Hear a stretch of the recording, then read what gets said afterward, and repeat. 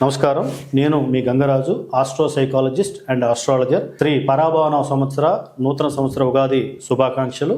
అట్లానే ఈ సంవత్సరం 12 రాసుల వాళ్ళకి ఏ విధంగా వాళ్ళ ఫలితాలు ఉన్నాయో ఇప్పుడు విపులంగా పరిశీలిద్దాం. మేషరాశి, మేషలగ్నం వారికి ఈ నూతన సంవత్సరం ఏ విధంగా ఉండబోతుందో క్షుణ్ణంగా పరిశీలిద్దాం. మెయిన్గా చెప్పాలి అంటే మేషరాశి, మేషలగ్నం వాళ్ళకి లగ్నాధిపతి కుజుడు, కానీ ఇక్కడ శని మీనంలో ఉన్నాడు, అట్లానే మిథునంలో గురువు ఉన్నాడు. ఇక్కడ మెయిన్గా చెప్పాలి అంటే గురువు 3rd హౌస్లో ఉండడం అనేది వీళ్ళకి మెయిన్గా ఈ సంవత్సరంలో కలిసి వచ్చే అంశాలు అని అంటే మాత్రం వీళ్ళకి ధైర్యము, ఉత్సాహము, తర్వాత సెల్ఫ్ కాన్ఫిడెన్స్ అనేది బాగా ఉంటుంది. అట్లానే వీళ్ళకంటే చిన్నవాళ్ళ వల్ల మెయిన్గా తమ్ముళ్ళ వల్ల, చెల్లెళ్ళ వల్ల వీళ్ళకి మంచి అనుకూలత, మంచి సపోర్టు వచ్చే అవకాశం ఉంది.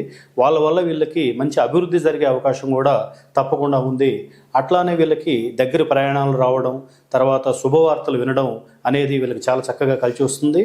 అట్లానే చెప్పాలి అంటే మెయిన్గా రిలేషన్షిప్ అనేది ఇక్కడ గురువు తన 5th లుక్తోని రిలేషన్షిప్ను చూస్తున్నాడు, 7th హౌస్ని చూస్తున్నాడు. కాబట్టి వీళ్ళకి ఇక్కడ భార్య కానీ భర్త కానీ వాళ్ళిద్దరి మధ్య అన్యోన్యత ఇంతకుముందు సంవత్సరం చాలా ఇబ్బందులు పడుతున్నప్పటికీ ఇప్పుడు ఈ సంవత్సరంలో మాత్రం వీళ్ళు తప్పకుండా ఒకళ్ళ మధ్య ఒకళ్ళకి ఒక ఇష్టం కానివ్వండి, ఒక అనురాగం కానివ్వండి, ఒక ఆప్యాయత కానివ్వండి, ఒక గుడ్ అండర్స్టాండింగ్ కానివ్వండి, ఇవన్నీ కూడా మంచిగా డెవలప్ అయ్యే అవకాశం అనేది చాలా చక్కగా కనబడుతుంది.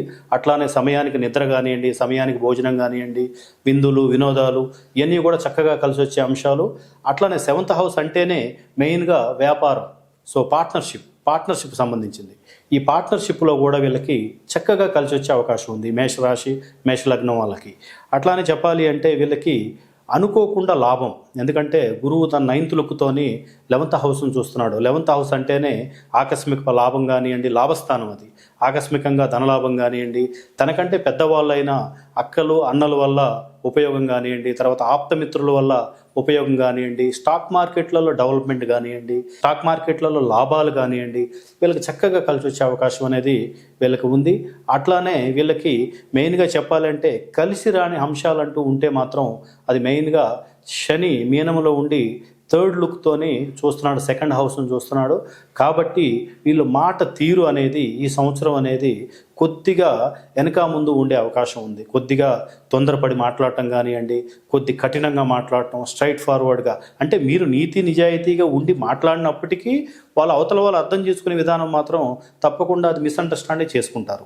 అదే కాకుండా వీళ్ళకి కుటుంబం మీద ప్రేమ, అన్యోన్యత అనేది ఈ సంవత్సరం అనేది కొద్దిగా తక్కువగా కనబడతా ఉంది.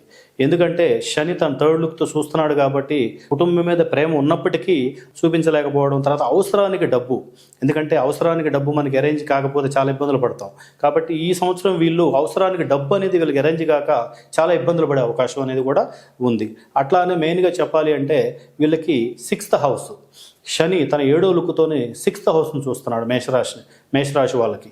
ఈ 6th హౌస్ అనేది రుణాలు, రోగాలు, శత్రువులు, అప్పులు తీరకపోవడం కానివ్వండి, ఇచ్చిన అప్పులు తిరిగి రాకపోవడం కానివ్వండి, శత్రువులు అంటే మీరు మంచిగా ఉన్నప్పటికీ అవతల వాళ్ళు మిమ్మల్ని మిస్అండర్స్టాండ్ చేసుకొని శత్రువులు తయారవడం కానివ్వండి, ఈ విధంగా రోగాలు అనుకోకుండా చిన్న చిన్న విషయాలకే ఆరోగ్యం పాడవడం కానివ్వండి, ఇవన్నీ చాలా ఇబ్బందులు పడతారు. 6వ హౌస్ని శని చూస్తున్నాడు కాబట్టి దీన్ని చాలా జాగ్రత్తగా మనం చూసుకోవాల్సిన అవసరం. అప్పులు, జామీన్లు ఏరే వాళ్ళకి ఇవ్వకపోవడం ఇవన్నీ జాగ్రత్తగా చేయాలి.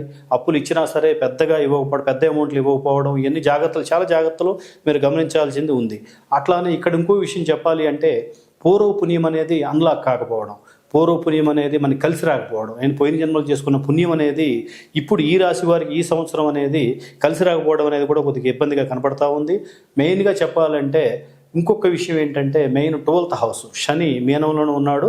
మేషరాశికి 12th హౌస్ మీనరాశి కాబట్టి అనవసరంగా ఖర్చులు రావడం, అనవసరమైన ఆకస్మిక హాస్పిటలైజేషన్ అంటారు కదా, అట్లా కావడం, అనవసరపు ఖర్చులు కావడం, తర్వాత గురువులు, పెద్దల యొక్క తిరస్కారం, మనకి కావలసిన వాళ్ళ శాపనార్థాలు కానివ్వండి, ఇబ్బందులు కానివ్వండి చాలా ఎక్కువగా కనబడుతున్నాయి. తర్వాత దైవభక్తి అనేది తగ్గిపోతూ ఉంటుంది. ఈ విషయాలు ఇవన్నీ కూడా చాలా ఇబ్బందులు అనేది మేషరాశి, మేషలగ్నం వాళ్ళకి ఈ సంవత్సరం కనబడుతున్నాయి. కాబట్టి మీరు మీ జన్మజాతకం చూసినట్లయితే ఇంకా క్షుణ్ణంగా పరిశీలించి కొన్ని విషయాలు ఇంకా తెలియజేయగలను.